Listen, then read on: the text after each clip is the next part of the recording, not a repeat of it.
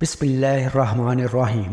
حضرت امام حسن رضی اللہ تعالیٰ عنہ اور حضرت امیر معاویہ رضی اللہ تعالیٰ عنہ کی صلح کے بعد امیر معاویہ مسلمانوں کے سربراہ بن گئے اور تقریباً 20 سال تک خلیفۃ المسلمین کے منصب پر فائز رہے۔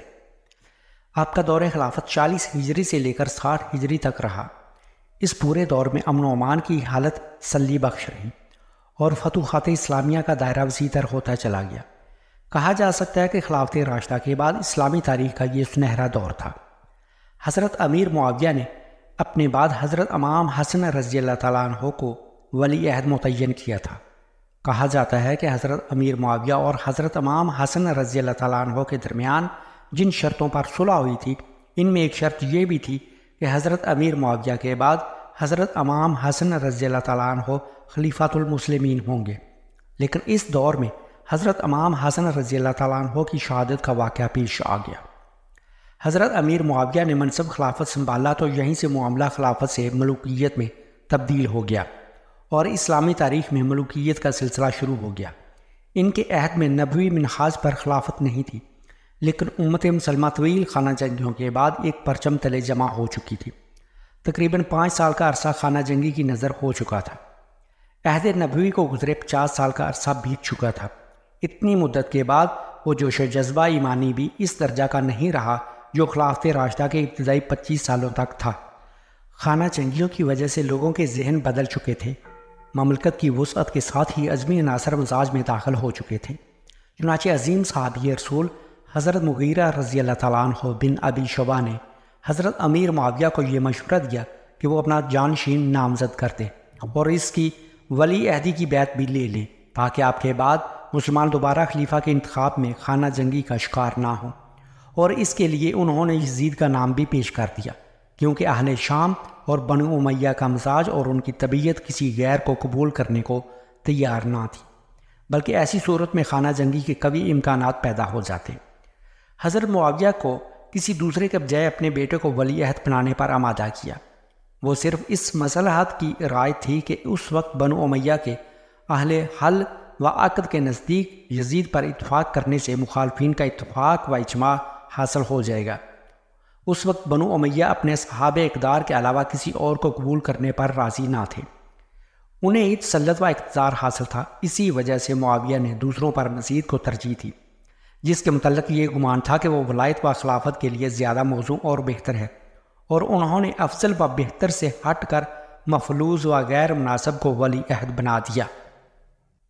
حضرت امام حسن رضی اللہ تعالیٰ عنہ کی زندگی میں حضرت معاویہ نے حضرت مغیرہ رضی اللہ تعالیٰ عنہ کی یہ رائے ماننے سے انکار کر دیا، کیونکہ وہ حضرت امام حسن رضی اللہ تعالیٰ عنہ سے ولی عہدی کا وعدہ کر چکے تھے۔ لیکن حضرت امام حسن رضی اللہ تعالیٰ عنہ کی شہادت کے بعد حضرت معاویہ کو اس مشورہ پر انشراح ہو گیا۔ حضرت معاویہ کا یہ ایک اجتہادی فیصلہ تھا۔ اس کے علاوہ حضرت معاویہ کے سامنے یزید کی وہ اخلاقی اور معاشرتی خرابیاں اتنی عیاں نہ تھیں جن سے دوسرے افراد واقف تھے، بلکہ چاپلوس اور مفاد پرست ان کے سامنے دوسرا ہی رخ پیش کرتے۔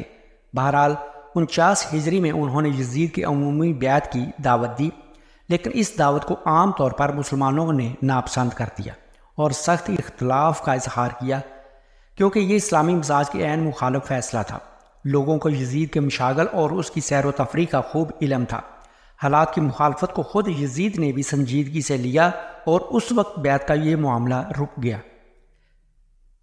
یزید کی ولی عہدی کی خبر جب اہل کوفہ کو پہنچی تو پولیس خوشامد پسند کوفی وفد کی شکل میں حضرت معاویہ کے پاس پہنچے اور ان سے درخواست کی کہ آپ کے بیٹے جیسا کوئی قابل اور ماہر سیاستدان نظر نہیں آتا، ہم سب یزید کی ولی عہدی کے لیے بیعت کرنے کو تیار ہیں۔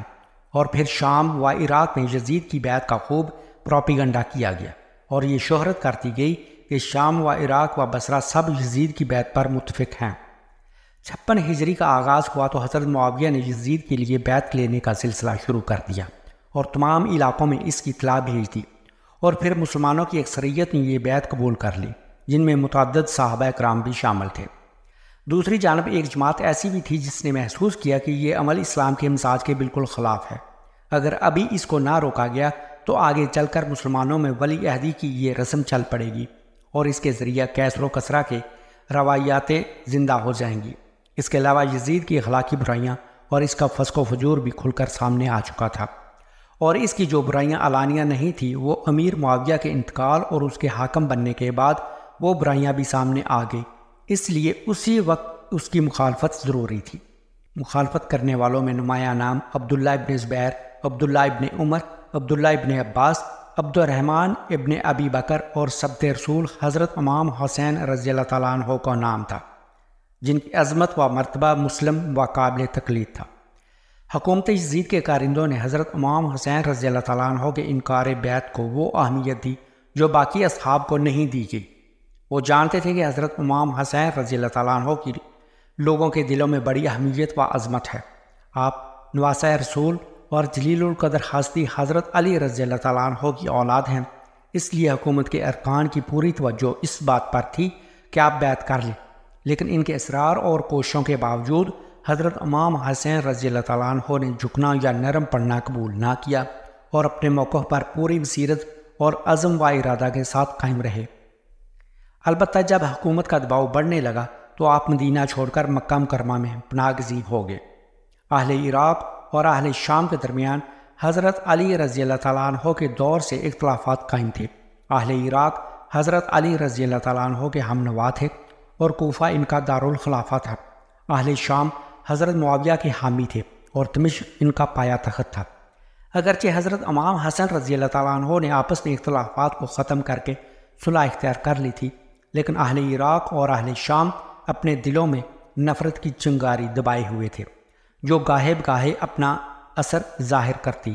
چنانچہ جب اہل کوفہ کو خبر پہنچی کہ حضرت امام حسین رضی اللہ تعالیٰ عنہ نے یزید بن معاویہ کی بیعت سے انکار کر دیا ہے تو انہوں نے حضرت امام حسین رضی اللہ تعالیٰ عنہ کے خطوط روانہ کیے، جن میں اس بات کی وضاحت کی کہ وہ خود بھی یزید کو ناپسند کرتے ہیں، بلکہ وہ تو حضرت معاویہ کے بھی خلاف ہیں اور ہمیشہ وہ حضرت علی رضی اللہ تعالیٰ عنہ کے حامی رہے ہیں، اور آج بھی وہ حضرت علی کی اولاد کو ہی خلیفہ بنانا چاہتے ہیں۔ انہوں نے صراحت کی کہ ان کی گردنوں میں یزید کی بیعت نہیں ہے، بلکہ وہ حضرت امام حسین رضی اللہ تعالیٰ عنہ کی ہی بیعت کرنا چاہتے ہیں اور انہی کو اپنا خلیفہ تسلیم کرتے ہیں، اور بڑی تاکید سے حضرت امام حسین رضی اللہ تعالیٰ عنہ کو کوفہ آنے کی دعوت دی تاکہ وہاں اس سے اسلامی نہج پر خلافت کے قیام کو ممکن بنایا جا سکے۔ حضرت امام حسین رضی اللہ تعالیٰ عنہ کو رمضان المبارک کی 20 تاریخ کو پہلا خط ملا، لیکن آپ نے اس کو کھولا تک نہیں اور اس سے کوئی اہمیت نہیں دی۔ حضرت امام حسین رضی اللہ تعالیٰ عنہ کی خدمت میں اہل کوفہ کے جو خطوط پہنچے ان کی تعداد کم و بیش 500 کی تھی۔ ان خطوط کے علاوہ کئی وفد بھی حضرت امام حسین رضی اللہ تعالیٰ عنہ کی خدمت میں حاضر ہوئے اور انہوں نے قسمیں کھا کھا کر اپنی وفاداری کا یقین دلایا۔ ان خطوط اور وفد سے حضرت امام حسین رضی اللہ تعالیٰ عنہ ضرور متاثر ہوئے، لیکن ان کوفیوں کے سابقہ کارناموں کے پیش نظر حالات کی تحقیق ضروری تھی۔ چنانچہ انہوں نے اپنے چچا زاد بھائی مسلم بن عقیل کو حالات کا جائزہ لینے کے لیے کوفہ روانہ کیا۔ حضرت امام حسین رضی اللہ تعالیٰ عنہ کے مشورہ پر مسلم بن عقیل کوفہ پہنچے۔ کوفیوں نے آپ کا بہت ہی پرتپاک خیر مقدم کیا۔ آپ وہاں حانی بن عروہ کے گھر پر ٹھہرے۔ لوگ آتے اور حضرت امام حسین رضی اللہ تعالیٰ عنہ کے لیے بیعت کرتے۔ یہ سلسلہ چلتا رہا اور چند ہی دنوں میں 18,000 کوفیوں نے بیعت کر لی۔ انہوں نے طلاق و عتاق کی قسمیں بھی کھائیں، یعنی اگر وہ اپنی بات سے پھرے تو ان کی بیوی کو طلاق اور ان کا غلام آزاد۔ یہ سلسلہ چلتا رہا اور تقریباً 40,000 تک پہنچ گیا۔ حضرت مسلم بن عقیل کو یقین ہو گیا کہ اہل کوفہ پوری طرح حضرت امام حسین رضی اللہ تعالیٰ عنہ کے ساتھ ہیں۔ بس انہوں نے حضرت امام حسین رضی اللہ تعالیٰ عنہ کو پیغام بھیجا کہ آپ تشریف لائیں، یہاں حالات اطمینان بخش ہیں۔ یہ پیغام ملتے ہی حضرت امام حسین رضی اللہ تعالیٰ عنہ نے کوفہ روانگی کی تیاریاں شروع کر دیں۔ کوفہ میں اس وقت حضرت نعمان بن بشیر گورنر تھے۔ انہیں جب علم ہوا کہ حضرت مسلم بن عقیل یزید کے خلاف بیعت لے رہے ہیں تو انہوں نے اس معاملہ کو کوئی اہمیت نہ دی اور پوری چشم پوشی کا اظہار کیا۔ کوفہ ہی کے کچھ یزیدی حاشیہ برداروں نے یزید تک یہ خبر پہنچا دی۔ یزید نے فوراً کارروائی کی اور حضرت نعمان بن بشیر کو معزول کر کے عبداللہ بن زیاد کو کوفہ کا گورنر متعین کر دیا۔ ابن زیاد نے کوفہ پہنچتے ہی چاروں طرف اپنے جاسوس روانہ کر دیے۔ جب اسے معلوم ہوا کہ حضرت مسلم بن عقیل نے حانی بن عروہ کے گھر کو اپنا مرکز بنا رکھا ہے تو اس نے حانی بن عروہ کو گرفتار کر لیا۔ مسلم بن عقیل کو اس کا علم ہوا تو انہوں نے 4000 کوفیوں کا لشکر تیار کیا اور ابن زیاد کے محل کا محاصرہ کر لیا۔ کوفہ کے سردار ابن زیاد کے حامی تھے۔ انہوں نے فوجیوں کو مال و دولت کی رشوتیں دی، انہیں ڈرایا دھمکایا، جس کا نتیجہ یہ نکلا کہ عورتیں آتی اور اپنے بیٹوں کو لے جاتی، مرد آتے اور اپنے بھائیوں اور دوستوں کو لے جاتے، اور قبائل کے سربراہ اور شورش میں حصہ لینے سے اپنے لوگوں کو روکتے۔ آخر پوری فوج تتر بتر ہو گئی اور مسلم بن عقیل کے ساتھ 300 آدمی رہ گئے۔ پھر اور گئے اور صرف 30 رہ گئے۔ مغرب کی نماز تک صرف 10 بچے اور پھر وہ بھی سب چلے گئے۔ حضرت مسلم بن عقیل تنہا رہ گئے۔ پورے کوفہ میں ایک شخص بھی ان کا ساتھ دینے والا نہ بچا۔ مسلم بن عقیل کوفہ میں بے یار و مددگار ہو گئے۔ کوئی راستہ تک بتانے والا نہ تھا۔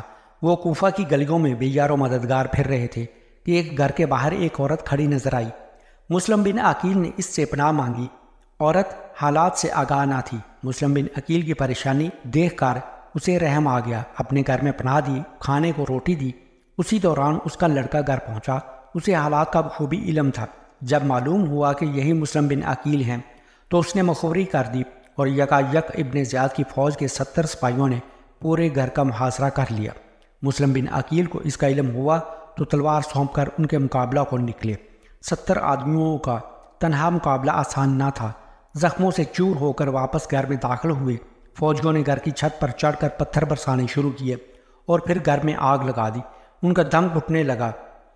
آخر اس گھر کے مالک عبد الرحمن نے آپ کو پناہ دی۔ آپ نے خود کو اس کے سپرد کر دیا، مگر اس نے آپ کو دشمنوں کے حوالے کرنا چاہا۔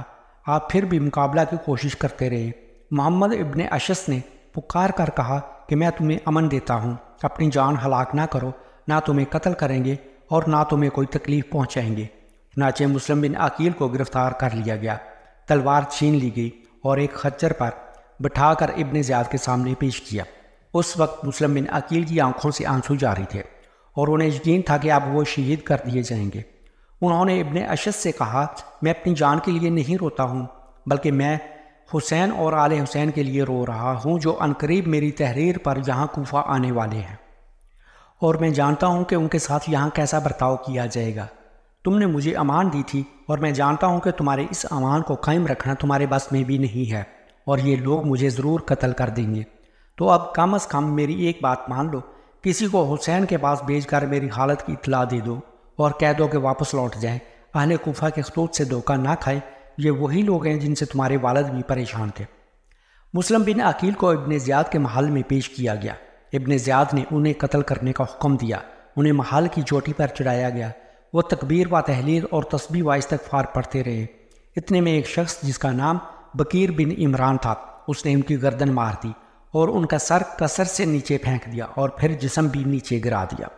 حضرت مسلم بن عقیل 9 ذی الحج کو شہید کر دیے گئے اور ادھر 8 ذی الحج کو حضرت امام حسین رضی اللہ تعالیٰ عنہ مکہ مکرمہ سے روانہ ہوئے۔ کوفہ کوئی معمولی شہر نہیں تھا، یہ انتہائی حساس جگہ پر واقع تھا۔ اسلامی مملکت کی سب سے بڑی چھاؤنی تھی جو حضرت عمر رضی اللہ تعالیٰ عنہ کے دور خلافت میں قائم کی گئی تھی۔ یہیں سے ایران و شام کی طرف جانے والی شاہراہ کو بھی کنٹرول کیا جاتا تھا۔ اس لیے حضرت امام حسین رضی اللہ تعالیٰ عنہ یہ رائے رکھتے تھے کہ اگر کوفہ کی عظیم اکثریت ان کا ساتھ دینے کے لیے تیار ہے، جیسا کہ ان کے خطوط سے ظاہر ہوتا ہے، تو اس کے ذریعے اسلامی نظام کو درست کیا جا سکتا ہے، اور اس میں جو تبدیلی پیدا کرنے کی کوشش کی جا رہی ہے اس کا ازالہ کیا جا سکتا ہے، اور دین محمدی کو ان بدعات سے روکنے کے لیے یہ فیصلہ ضروری تھا۔ اس کے علاوہ ان کے خاص حضرت مسلم بن عقیل کی طرف سے اطمینان بخش رپورٹیں پہنچ چکی تھی۔ 40,000 کوفیوں نے بیعت بھی کر لی تھی، اس لیے ظاہری طور پر کوفہ نہ جانے کی کوئی معقول وجہ نہ تھی۔ چنانچہ حضرت مسلم بن عقیل کی طرف سے جواب ملنے کے بعد حضرت امام حسین رضی اللہ تعالیٰ عنہ نے بلا تعمل روانگی کا پختہ ارادہ کر لیا اور اپنے اہل و عیال کے ہمراہ کوفہ کے لیے روانہ ہوئے۔ متعدد صحابہ نے حضرت امام حسین رضی اللہ تعالیٰ عنہ کو روکنا بھی چاہا، کیونکہ کسی کو بھی اہل کوفہ کے وعدوں اور ان کی بیعتوں پر اعتبار نہ تھا۔ جن صحابہ نے آپ کو روکنے کی کوشش کی گئی ان کے نام یہ ہیں: عبداللہ ابن عمر، عبداللہ ابن عباس، عبداللہ ابن عمرو بن عاص، ابو سعید خدری، عبداللہ بن زبیر اور آپ کے برادر محمد بن علی بن ابی طالب رضی اللہ تعالیٰ عنہ۔ لیکن حضرت امام حسین رضی اللہ تعالیٰ عنہ سفر کا پختہ عزم کر چکے تھے اور انہیں یقین تھا کہ اہل کوفہ ان کے ساتھ پوری وفاداری برتیں گے۔ اور پھر حضرت مسلم بن عقیل نے بھی آنے کی دعوت دی تھی۔ اس کے علاوہ آپ کے سامنے جو بلند اور عظیم مقاصد تھے، اس کے لیے خطرات کا سامنا کرنے کے لیے تیار تھے۔ راستہ میں اموی دور کے مشہور شاعر فرزدق سے ملاقات ہوئی۔ اس نے کہا، لوگوں کے دل آپ کے ساتھ ہیں اور تلواریں بنو امیہ کے ساتھ۔ حضرت امام حسین رضی اللہ تعالیٰ عنہ مسلم بن عقیل کے انجام سے بے خبر کوفہ کی جانب روانہ تھے۔ آپ 8 ذی الحج کو مکہ سے روانہ ہوئے اور 9 ذی الحج کو مسلم بن عقیل کی شہادت کا واقعہ پیش آ چکا تھا۔ راستہ میں محمد بن اشعث کے قاصد نے آپ کو مسلم بن عقیل کی شہادت کی پوری اطلاع دی اور واپسی کا مشورہ دیا۔ دوسرے ذرائع سے بھی آپ کو حالات معلوم ہونے لگے۔ اس واقعہ سے آپ کو سخت صدمہ پہنچا۔ پھر حضرت مسلم بن عقیل کے گھر والوں سے بھی مشورہ کیا۔ آخر رائے یہی ٹھہری کہ کوفہ پہنچ کر حکمت عملی کی جائے، اور ممکن ہے کہ اہل کوفہ حضرت امام حسین رضی اللہ تعالیٰ عنہ کو بنفس نفیس سامنے دیکھیں تو جسم و جان سے آپ کا ساتھ دینے کے لیے تیار ہو جائیں۔ اس کے علاوہ مسلم بن عقیل کا قصاص بھی لینا ضروری تھا۔ حضرت امام حسین رضی اللہ تعالیٰ عنہ نے اپنا سفر جاری رکھا اور کربلا میں پہنچ کر قیام کیا۔ کربلا میں کوفہ کے چند لوگ آپ کے پاس آئے۔ ان سے آپ نے دریافت کیا کہ کوفہ کے کیا حالات ہیں۔ اس کے جواب میں مجمع بن عبداللہ عامری نے کہا، کوفہ کے اشراف اور عہدیدار آپ کے خلاف جتھا بنائے ہوئے ہیں، کیونکہ ان کو بڑی بڑی رشوتیں مل چکی ہیں اور ان کے مطالبات پورے کیے گئے ہیں۔ وہ سب کے سب آپ کے خلاف برسر پیکار ہیں۔ رہے عوام تو ان کے دل آپ کے ساتھ ہیں، لیکن ان کی تلواریں آپ کے خلاف ہیں۔ اب ابن زیاد کے حکم سے عمر بن سعد بن ابی وقاص 4000 کا کوفی لشکر لے کر آپ کے پاس پہنچے۔ انہوں نے آپ کو ابن زیاد کے پاس چلنے کا حکم دیا۔ اس کے جواب میں حضرت امام حسین رضی اللہ تعالیٰ عنہ نے ان کے سامنے 3 باتیں رکھی۔ فرمایا، تم مجھے چھوڑ دو، جیسے آیا ہوں واپس چلا جاؤں۔ اگر اس سے انکار کرتے ہو تو مجھے ترکوں کی طرف جانے دو، وہاں جہاد میں شریک ہو جائیں، اور اگر اس سے بھی انکار ہے تو مجھے یزید کے پاس لے چلو اور میں اس کے ہاتھ میں اپنا ہاتھ دے دوں، اور پھر وہی جو فیصلہ کرنا چاہے کرے۔ عمر بن سعد نے یہ پیغام ابن زیاد تک پہنچا دیا۔ ان کی بھی مرضی تھی کہ حضرت امام حسین رضی اللہ تعالیٰ عنہ کو یزید کے پاس بھیج دیا جائے، لیکن ایسی صورت میں یہ امر یقینی تھا کہ اہل کوفہ کی غداری اور ان کی دھوکہ بازی تشت ازبام ہو جاتی، اور اہل بیت اور فرزندان علی سے ان کی محبت عقیدت کا سارا بھرم کافور ہو جاتا، اور یہ بھی ممکن تھا کہ ان کی غداری کے نتیجہ میں ان کے خلاف فرد جرم عائد ہوتا۔ اس لیے یہ ضروری ہوا کہ حضرت امام حسین رضی اللہ تعالیٰ عنہ کو یزید کے پاس جانے سے روکا جائے۔ چنانچہ ملعون شمر جوشن، جو کہ ابن زیاد کا خاص مقرب تھا، اس نے ابن زیاد کو گرگلاتے ہوئے کہا کہ خدا کی قسم یہ تو ناممکن بات ہے۔ حسین کو چاہیے کہ وہ خود کو پہلے ابن زیاد کے حوالہ کرے۔ چنانچہ ابن زیاد نے بھی یہی فیصلہ کیا کہ وہ پہلے خود کو میرے حوالہ کرے، پھر میں فیصلہ کروں گا کہ ان کے ساتھ کیا جائے۔ ابن زیاد نے شمر سے کہا کہ عمر بن سعد اگر تعمیل حکم میں ساحل برتے اور حسین کو گرفتار کرنے میں ٹال مٹول سے کام لے تو اس کی جگہ فوج کا افسر ہے۔ چنانچہ شمر ذی الجوشن نے عمر بن سعد کی جگہ خود سنبھالی اور 5000 کی فوج لے کر حضرت امام حسین رضی اللہ تعالیٰ عنہ کے 72 جیالوں سے مقابلہ کے لیے نکل پڑا۔ حضرت حسین کو جب علم ہوا کہ ان کے سلسلہ میں فیصلہ ابن زیاد کو کرنا ہے تو آپ کو اس کی بادنیتی اور سازشی ارادوں کو سمجھنے میں دیر نہ لگی، اور آپ نے گرفتاری دینے سے انکار کر دیا۔ آخر نوبت جنگ تک پہنچی۔ 10 محرم الحرام جمعہ کے دن حضرت امام حسین رضی اللہ تعالیٰ عنہ نے فجر کی نماز ادا کی۔ آپ کے ساتھیوں میں 32 سوار اور 40 پیادہ تھے۔ حضرت امام حسین رضی اللہ تعالیٰ عنہ اپنے گھوڑے پر سوار اور فوج کو مخاطب کر کے انہیں یاد دلانے لگے کہ وہ کون ہیں، کس کے نواسے اور بیٹے ہیں، اور ان کی کیا حیثیت اور مقام ہے۔ وہ فرماتے تھے کہ لوگوں، اپنے دلوں کو ٹٹولو اور اپنے ضمیر سے پوچھو، کیا مجھ جیسے شخص سے جنگ کرنا جبکہ میں تمہارے نبی صلی اللہ علیہ وآلہ وسلم کا نواسا ہوں۔ شمر ذی الجوشن کی فوج میں وہ کوفی بھی تھے جنہوں نے حضرت امام حسین رضی اللہ تعالیٰ عنہ کو خطوط لکھے تھے، اور آپ کو کوفہ آنے کی پرزور دعوت دی گئی۔ جب یہ لشکر سامنے آیا تو حضرت امام حسین رضی اللہ تعالیٰ عنہ نے انہیں پہچان لیا اور ان کوفیوں کو مخاطب کر کے کہا، اے اہل کوفہ، افسوس ہے تم پر، کیا تم اپنے خطوط اور اپنے وعدوں کو بھول گئے جو تم نے ہم سے کیے تھے، اور تم نے اس پر خدا کو گواہ بنایا تھا؟ افسوس، صد افسوس۔ تم نے اپنے نبی کے اہل بیت کو بلایا اور یہ وعدہ کیا کہ ان کے لیے اپنی جانیں نشاور کر دو گے، اور جب تمہارے وعدوں پر بھروسہ کر کے وہ تمہارے پاس آئے تو تم نے انہیں ابن زیاد کے حوالے کر دیا، جس نے ان پر فرات کا پانی بند کر دیا۔ تم نے اپنے نبی کی اولاد کے ساتھ نہایت ہی گناہنا برتاؤ کیا ہے۔ قیامت کے دن خدائے پاک تمہیں بھی پیاسا ہی رکھے۔ اسی اثناء میں شمر ذی الجوشن آگے بڑھا اور حضرت امام حسین رضی اللہ تعالیٰ عنہ کے قافلہ پر حملے شروع کر دیے۔ گمسان کی جنگ ہوئی۔ حضرت امام حسین رضی اللہ تعالیٰ عنہ کے جانثار ایک ایک کر کے آپ پر فدا ہوتے رہے۔ آپ ان کے لیے دعا کرتے رہے۔ آپ کے سامنے آپ کے رفقا اور خاندان کے افراد شہید ہوتے گئے۔ آپ تنہا بچے، لیکن کسی کی ہمت نہ تھی کہ آپ کا سامنا کرے۔ آپ بڑی دیر تک میدان میں گھومتے رہے، لیکن مقابلہ کے لیے کوئی بھی آگے نہ بڑھا۔ بالآخر شمر نے کوفی جنگجوؤں کو للکار کر کہا، اب حسین کا کام تمام کرنے میں کیا انتظار ہے؟ آگے بڑھو اور انہیں گھیرے میں لے کر حملہ کرو۔ وہ چاروں طرف سے بڑھے۔ حضرت امام حسین رضی اللہ تعالیٰ عنہ نے ثابت قدمی سے مقابلہ کیا۔ پھر ذرا بن شریک تمیمی نے لبک کر آپ کے شانہ مبارک پر وار کیا۔ سنان بن انس نے نیزہ سے حملے کیے اور پھر گھوڑے سے اتر کر سر مبارک تن سے جدا کر دیا، اور اس طرح حضرت امام حسین رضی اللہ تعالیٰ عنہ اسلام کی خاطر شہید ہو گئے۔